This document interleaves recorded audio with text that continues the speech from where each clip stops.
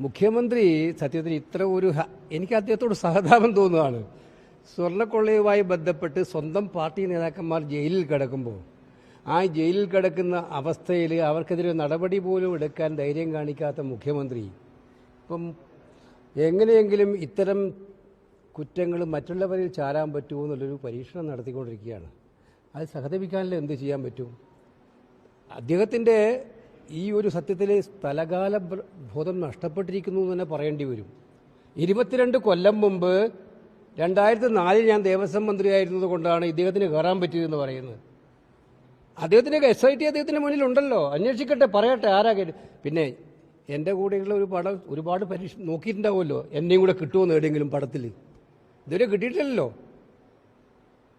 പിന്നെ ഈ വെറുതെ ആരെങ്കിലും ചെളിവാരി എറിഞ്ഞാൽ സ്വന്തം ദേഹത്ത് പുരണ്ട ചെളി ഇല്ലാതാവുമെന്ന് മുഖ്യമന്ത്രി ധരിക്കുന്നുണ്ടെങ്കിൽ മുഖ്യമന്ത്രിയോട് സഹതപിക്കാനേ മാർഗമുള്ളൂ. ഏതോ ഒരു സംശയവും വേണ്ട. യഥാർത്ഥ പ്രതികളെ രക്ഷപ്പെടുത്താൻ അങ്ങ് നടത്തിക്കൊണ്ടിരിക്കുന്ന പരിശ്രമങ്ങളിൽ, മുഖ്യമന്ത്രിയോടാണ് ഞാനീ പറയുന്നത്, പരിശ്രമങ്ങളിൽ സ്വന്തം സ്ഥിതി വഷളാവുന്നതാണ് ഓരോ ദിവസവും കേരളീയർ മനസ്സിലാക്കുന്നത്. ഇത് അങ്ങക്ക് മനസ്സിലാവുന്നില്ലെങ്കിൽ മുഖ്യമന്ത്രിയോടാണ് വീണ്ടും ഞാൻ പറയുന്നത്. ആ കഷ്ടം എന്നല്ലാതെ എന്തു പറയാനാണ്? SIT എന്ന് പറയുന്നത് കേരള പോലീസല്ലേ, ഹൈക്കോടതിയുടെ നിരീക്ഷണമെങ്കിലും. അപ്പോൾ അവർക്ക് ഇഷ്ടമുള്ള സമയത്ത് ഇഷ്ടമുള്ള ആളിനെ ചോദ്യം ചെയ്തുകൊണ്ടിരിക്കട്ടെ. അതെന്താ, നിയമത്തിൻ്റെ വഴിക്ക് പോകണമെന്ന് നിങ്ങൾ ആദ്യം മുതലേ പറയുന്നുണ്ടല്ലോ. ഇതിനകത്ത് ശബരിമലയിലെ സ്വർണം കട്ടത് ആരാണെന്ന് കേരളത്തിലെ ജനങ്ങൾക്ക് ഇപ്പം എല്ലാവർക്കും അറിയാം.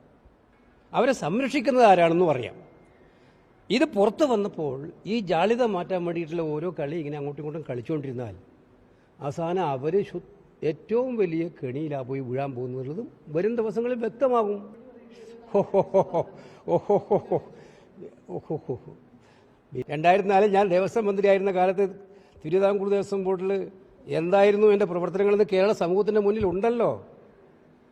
അത് മുഖ്യമന്ത്രിയോ ബിനോയ് വിശ്വമോ ഒരു പ്രാവശ്യം വിചാരിച്ചാൽ മോശമാകാൻ പറ്റുമോ?